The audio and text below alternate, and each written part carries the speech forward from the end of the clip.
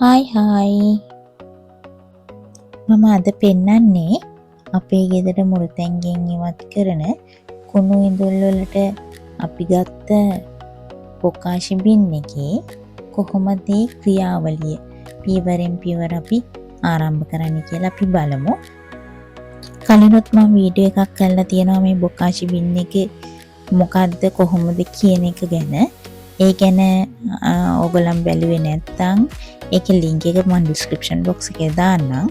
ඒක ඔයගොල්ලෝ බලන්න. අපි මේකට මුලින්ම කුණු දාන්න කලින් අර අපිට මේකට හම්බ වෙනවනේ බොකාෂි ස්ටාර්ටර්. ඒ ස්ටාර්ටර් වලින් හැඳි දෙක තුනක් පතුලට මුලින්ම එහින්න ඕනි.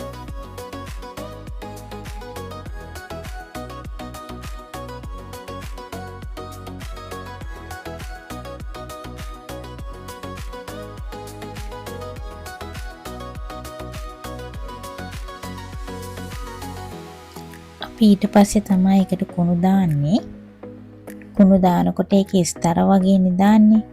ඒ ස්තරයක උස අඟලක් දෙකක් වගේ වෙන්න ඕනේ.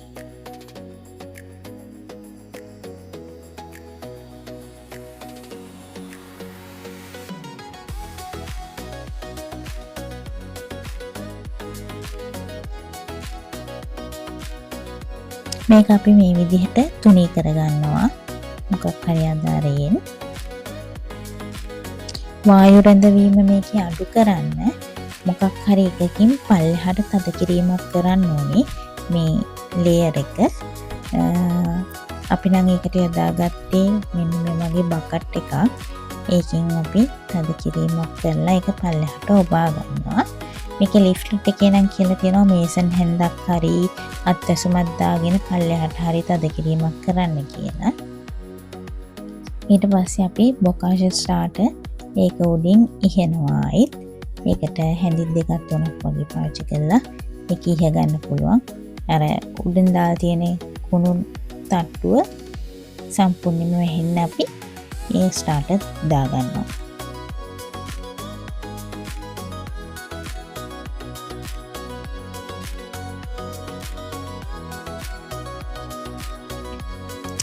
ඊට පස්සේ අපි ආයෙත් කුණු තට්ටුවක් දාගන්නවා.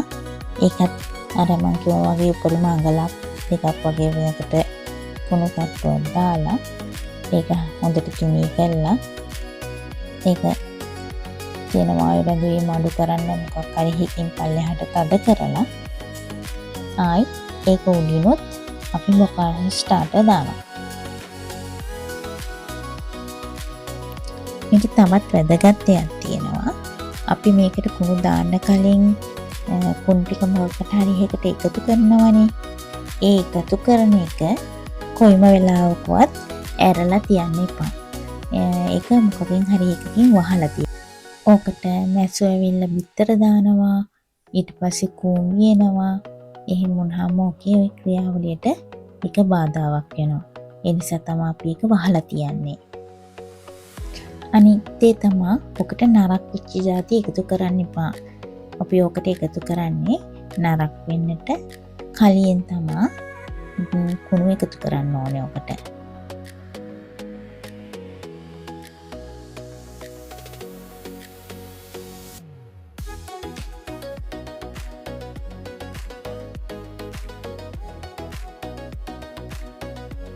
මේ අපි කරන විදිහට තමයි තට්ටුවෙන් තට්ටුව කුණු එකතු කරන්නේ. ඒ කියන්නේ කුණු ලේයර් එකක් දාලා ඒකට උඩින් ස්ටාර්ටර් දානවා. ආයෙත් කුණු ලේයර් එකක් දාලා ඒකට උඩින් ස්ටාර්ටර් දානවා. මේ විදිහට තමයි මේකේ ක්‍රියාවලිය සිද්ධ වෙන්නේ.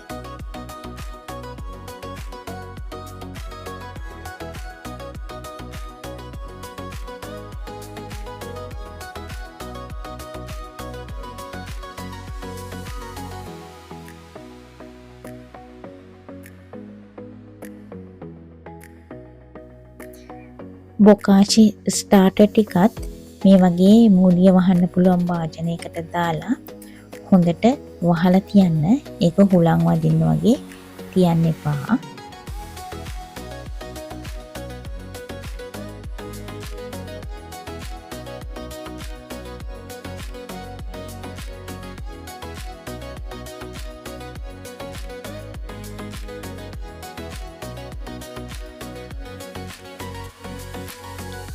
අන්තිමටත් ස්ටාර්ට් ලේයර් එකක් දාලා මේකේ හොඳින් පියන වහන්න ඕනේ. මේකේ ක්‍රියාවලිය වෙන්නේ ඔක්සිජන් නැති අවස්ථාවේදී තමයි. ඒකයි මේක හොඳින් වහන්න කියන්නේ.